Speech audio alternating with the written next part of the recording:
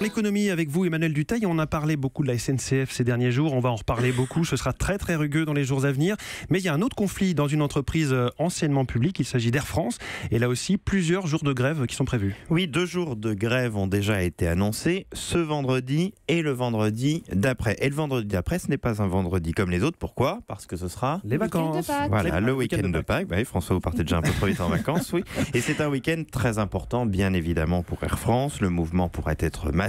11 syndicats de toutes les catégories de personnel, ce qui est assez rare, ont appelé à débrayer. La dernière fois, c'était il y a quelques semaines, vous en souvenez peut-être, ça avait conduit la compagnie à annuler un quart des vols. Et les demandes des syndicats, c'est au niveau de la rémunération ? Exactement. Ils demandent 6% d'augmentation de salaire. Ils estiment s'être serré la ceinture pour aider au redressement de la compagnie. Selon les syndicats, une telle augmentation permettrait juste de compenser la perte de pouvoir d'achat de ces dernières années. Et la direction d'Air France, qu'est-ce qu'elle dit ?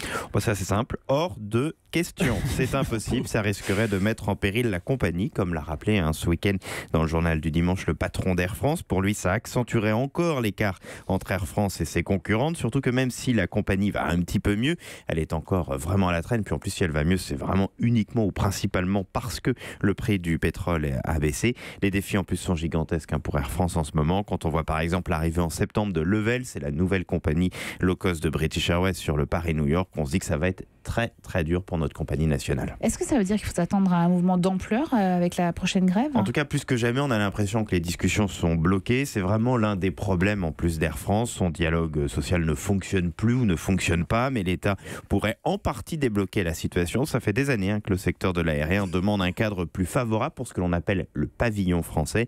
Ils ont l'impression de se battre avec des chaussures de plomb face notamment aux compagnies du Golfe. Ces assises de l'aérien doivent s'ouvrir d'ici quelques semaines et il serait temps de soutenir un petit peu ce secteur qui a tout de même fait un petit peu la fierté de la France il y a quelques années, mais qui aujourd'hui n'arrête pas de perdre des parts de marché.